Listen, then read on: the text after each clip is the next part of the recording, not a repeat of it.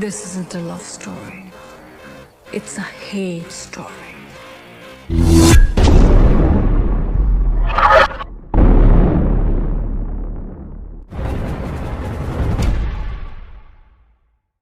Hello guys, welcome back to my channel Trending Yellow. Kali ini kita akan rangkum alur film India dengan judul Hate Story 4. Film yang dirilis tahun 2018 ini disutradarai oleh Vishal Pandya dan dibintangi oleh Urvasi Rautela, Vivan Bathena, Karan Wahi, Ihana Dillon, dan Gulshan Grover.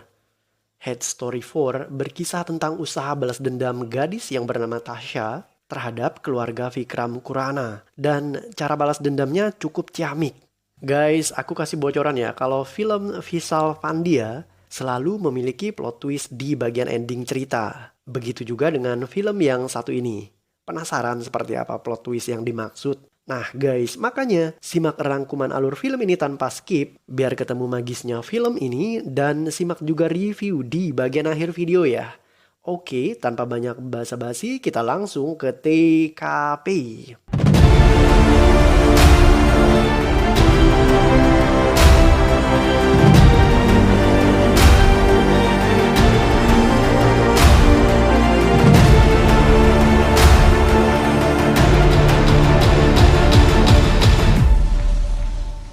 Film diawali dengan adegan di mana seorang wanita bertengkar dengan seorang pria. Wanita itu bernama Tasha, sedangkan sang pria bernama Aryan. Tak lama berselang, seorang wanita lainnya datang sambil menodongkan pistol ke arah keduanya. Wanita itu adalah Risma. Aryan merebut pistol dari Risma dan sejurus kemudian Risma tertembak.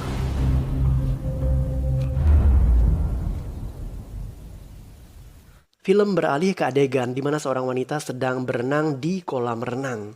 Wanita itu adalah Risma. Kekasihnya yang bernama Aryan datang menghampiri. Risma mendapatkan ide untuk mencari bintang baru dalam peluncuran produk kosmetik dengan nama branding Senorita Cosmetic. Aryan mengatakan bahwa Razveer tahu persis bagaimana menemukan bintang baru tersebut. Razveer terlihat sedang berkencan dengan seorang gadis yang bernama Monica. Dan setelahnya ia menjanjikan gadis itu bahwa ia akan menjadikannya duta iklan Senorita Cosmetic. Saat ditanya untuk mencari bintang baru, tentu saja Razveer keberatan. Tapi Risma ngotot. Ia mau wajah baru yang memabukkan dan mempesona untuk menjadi duta Senorita Cosmetic. Dan akhirnya Razveer dengan terpaksa harus mengganti Monica dengan orang lain. Di sebuah bar, ada seorang penari erotis berparas cantik. Gadis itu bernama Tasha. Setelah selesai menari, seorang pria mengajak Tasha untuk berkencan. Ia siap membayar mahal, namun Tasha menolak. Tasha mengatakan menjadi penari erotis bukan berarti menjadi gadis panggilan. Ia masih memiliki harga diri. Sang pria ngotot, ia tak mau melepas tangan Tasha dan beruntung Razveer datang. Setelah digertak Razveer, pria itu pun pergi. Razveer mengikuti Tasha sampai ke rumahnya karena gadis tadi sempat menghilang saat Razveer berdebat dengan pria yang memaksanya kencan.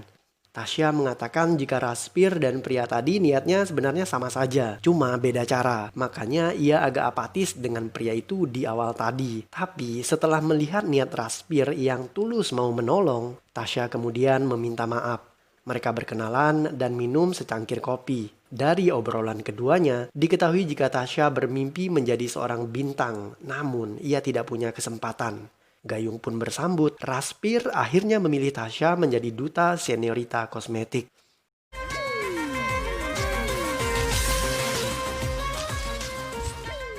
Saat peluncuran Senorita Cosmetic, Tasha terlihat sangat cantik dan mempesona. Ia memukau semua orang yang hadir. Aryan, kakaknya Razveer, menyampaikan pidato terkait suksesnya acara peluncuran Senorita Cosmetic. Ia juga memperkenalkan sang ayah yang bernama Vikram Khurana. Diketahui jika Vikram akan bersaing dalam pemilihan wali kota. Vikram kemudian bertemu dengan Tasha. Setelahnya, Vikram mengingatkan anaknya Aryan agar berhati-hati dengan Tasha. Karena kecantikan wanita itu bisa membawa masalah, terutama bagi adik Aryan yang bernama Razveer. Ratsfir mengantar Tasya pulang. Ia sepertinya tergila-gila dengan wanita itu. Sejurus kemudian, ketika Tasya mencoba masuk ke rumahnya, dua pria mengganggu Tasya. Beruntung, Ratsfir kembali mendatangi Tasya. Ia kemudian menggebuk kedua pemuda tadi. Karena merasa tempat itu tidak aman, Ratsfir meminta Tasya untuk tinggal di rumah mewah yang ia beli untuknya. Tasya merasa sangat senang. Ia mengucapkan terima kasih, kemudian memeluk pria itu. Dan ternyata dua pemuda yang mengganggu Tasya tadi adalah orang bayaran Ratsfir. Jadi semua itu hanya settingan Ratsfir semata. Monica mendadak muncul, merasa dibohongi oleh Ratsfir. Monica mengancam akan membalas perbuatan pemuda playboy itu. Keesokan paginya, Aryan mendatangi kediaman Tasya. Ia memberikan Tasya kontrak kerja dan gaji pertamanya. Ia juga membelikan Tasya sebuah mobil baru. Ternyata si cantik Tasya benar-benar beruntung guys. Si adik membelikannya rumah dan sang kakak membelikannya mobil. Ratsfir yang mabuk kepayang akhirnya melamar Tasya. Ia melakukan itu di depan Aryan dan membuat abangnya itu makan hati. Tasya menerima cinta Ratsfir. Melihat hal itu, Aryan membuat sebuah rencana. Ia meminta Risma dan Ratsfir untuk menemui mitra bisnis produk mereka. Sedangkan ia dan Tasya harus menyambut tamu yang hadir di sebuah acara penting. Saat acara berlangsung, Arya membubuhkan sesuatu di dalam minuman yang membuat wanita itu bergairah untuk bercinta. Dan Aryan memanfaatkan kesempatan itu untuk meniduri Tasya. Keesokan paginya saat Aryan terbangun, ia menemukan Tasya menangis. Aryan mengatakan bahwa ia tidak sadar saat melakukannya. Ia juga meminta Tasya untuk merahasiakan hal itu dari Ratsfir adiknya. Aryan bahkan terang-terangan mengatakan bahwa ia mencintai Tasya dan tak akan menyakiti gadis itu. Saat ditanya tentang Risma, Aryan mengatakan bahwa ia tersiksa bersama wanita itu karena sebenarnya Aryan tidak mencintai Risma. Seseorang mengirimkan foto-foto mesra Arya dan Tasya kepada Risma. Wanita itu marah dan menampar Aryan. Tak lama berselang, Aryan mendapatkan panggilan telepon dari Tasya. Wanita yang satu ini juga marah-marah kepada Aryan karena ia mengetahui bahwa foto mesra ia dan Aryan tersebar kemana-mana. Sejurus kemudian Risma datang dan film kembali beralih seperti di adegan awal di mana Aryan menembak Risma. Aryan mencoba membuang mayat Risma dengan sebuah mobil. Ia membawa Tasya bersamanya. Aryan membuang mayat Risma di sebuah jembatan. Ia berusaha meyakinkan Tasya bahwa semuanya akan baik-baik saja. Setelahnya, Tasya berbicara sendirian dengan mengatakan bahwa ini bukan kisah cinta, tapi ini adalah kisah kebencian dan permainan baru saja dimulai. Ternyata malam itu Tasya menukar gelas minuman yang diberikan Aryan kepadanya dan ia justru membubuhkan obat tidur pada minuman Aryan. Pria itu tertidur dan Tasya meminta bantuan pria bernama Roy untuk mengambil foto mereka. Seakan-akan mereka telah tidur berdua. Tasya melakukan itu untuk menghancurkan keluarga Vikram Khurana. Ratsfir merasa heran dengan Tasya. Gadis itu tak memperdulikannya, bahkan ia kedapatan menangis di pelukan Aryan. Tasya memarahi Ratsfir. Ia mengetahui jika Ratsfir playboy dan menunjukkan foto-foto deretan mantan sang pemuda itu. Ratsfir mengira Monica yang mengadu semua itu kepada Tasya. Makanya ia mengancam akan membunuh Monica jika wanita itu mengganggu hubungannya dengan Tasya. Seseorang mengirimkan video saat Aryan membuang mayat Risma, namun orang tersebut tidak diketahui identitasnya. Aryan dan Tasya terlihat ketakutan. Tak lama berselang, Ratsfir dalam keadaan mabuk membuat malu sang ayah di hadapan para tamu. Dalam keadaan mabuk, Ratsfir mengatakan bahwa ia sangat mencintai Tasya. Ia melakukan semua itu agar menunjukkan bahwa ia sudah tidak playboy seperti dulu lagi dan cintanya hanya untuk Tasya. Ratsfir mendatangi Tasya di rumahnya. Ia kemudian mengetahui jika abangnya Aryan menyukai Tasya dan merebut gadis itu darinya.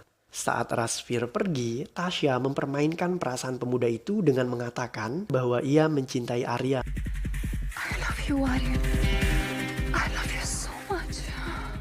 Vikram marah besar. Ia merasa dipermalukan Ratsfir, anaknya sendiri. Dan itu akan menjatuhkan image-nya dalam pencalonan wali kota. Tak lama berselang, seseorang mengirimkan foto Aryan sedang tidur bersama Tasya. Dan tak hanya itu, Vikram bahkan mendapatkan kiriman video saat Aryan membuang mayat Risma dan itu semakin membuat Vikram murka. Orang yang mengirimkan foto dan video tadi kemudian meminta agar kedua anak Vikram untuk mengakui kesalahan yang mereka perbuat 2 tahun yang lalu. Jika tidak, maka foto dan video itu akan jatuh ke tangan polisi. 2 tahun yang lalu, saat di India, Rajveer mencoba memperkosa seorang gadis yang bernama Bhavna. Abang Tasya yang bernama Aswin melihat kejadian itu dan ia berniat menolong. Ia kemudian terlibat baku hantam dengan Rajveer. Saat Aswin menghajar Rajveer, Aryan menembak pria itu dari belakang. Sejurus kemudian Rajveer merebut pistol itu dari tangan Aryan dan menembak Aswin berulang kali agar pria itu benar-benar mati.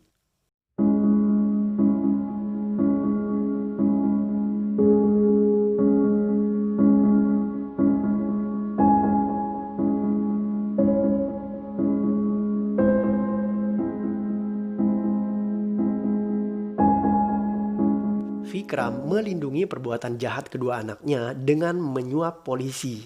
Dan ia mengancam akan membunuh keluarga Bhavna jika gadis itu bersaksi di pengadilan untuk kasus pembunuhan Aswin. Karena merasa terancam, Bhavna tidak mau bersaksi dalam kejadian penembakan itu. Sekalipun demikian, ia merasa bersalah kepada Tasya. Untuk itulah Bhavna mengirim nama dan foto pembunuh kepada Tasya. Roy mendatangi Rajveer dan menunjukkan padanya foto saat Aryan tidur bersama Tasya. Pria itu tentu saja meminta sejumlah uang sebagai imbalan. Mengetahui jika abangnya meniduri Tasya, Rajveer menampar wanita itu. Tasya menjelaskan bahwa ia mencintai Rajveer, namun Aryan membongkar kedok bahwa Rajveer adalah pria yang playboy yang hanya menginginkan tubuh Tasya. Makanya Tasya merasa ilfil dengan Rajveer. Bahkan Tasya mengatakan bahwa Risma sudah dibunuh oleh Aryan. Mendengar hal itu Rajveer marah besar dan ia mendatangi sang kakak. Perkelahian hebat terjadi antara dua saudara. Dalam perkelahian itu Rajveer secara tidak sengaja tewas tertusuk besi. Tasya menyaksikan kejadian itu dan ia mencoba menyadarkan Aryan bahwa itu hanyalah sebuah kecelakaan. Tasya kemudian menyarankan Aryan untuk mengubur mayat Rajveer agar tak ada yang mengetahui kejadian tersebut. Teman Aryan yang bernama Mary mengetahui siapa Tasya sebenarnya. Ia menelpon Aryan dan setelah Aryan memeriksa kamar Tasya, ia menemukan foto Aswin. Aryan jadi sadar jika Tasya adalah adiknya Aswin yang mereka bunuh 2 tahun silam di Mumbai, India. Aryan memukul Tasya, namun wanita itu menanggapinya dengan tenang karena ia sudah lapor polisi tentang mayat Rajveer. Mendengar hal itu Aryan mencekik leher Tasya, namun wanita itu berhasil memukul Aryan hingga ia pingsan. Saat terbangun, Aryan menemukan polisi sudah ada di ruangan dan Tasya berpura-pura seakan-akan ia sedang disakiti oleh Aryan. Polisi kemudian meringkus Aryan karena telah membunuh adiknya sendiri. Tasya mendatangi Vikram. Pria itu batal dicalonkan menjadi wali kota. Vikram menyadari kesalahannya dalam membela anak-anaknya 2 tahun silam. Karena hal itu akhirnya membuat ia kini kehilangan kedua anaknya. Yang satunya meninggal dan yang lainnya masuk penjara. Kejutan muncul di ending cerita, Risma ternyata masih hidup. Jadi begini nih kebenarannya. 2 tahun yang lalu, Risma adalah kekasih Aswin. Setelah mengetahui bahwa Aswin dibunuh oleh Aryan, Risma bekerja sama dengan Tasya untuk balas dendam. Pistol dan darah yang ada di tubuh saat ia ditembak Aryan, ternyata semua itu hanyalah palsu. Ia pura-pura mati demi memuluskan rencana balas dendam. Sebelum Aryan membuang mayat Risma di jembatan, Roy dan teman-temannya menukar mayat itu. Keduanya kemudian tersenyum senang karena balas dendam mereka akhirnya paripurna. Dan film pun berakhir.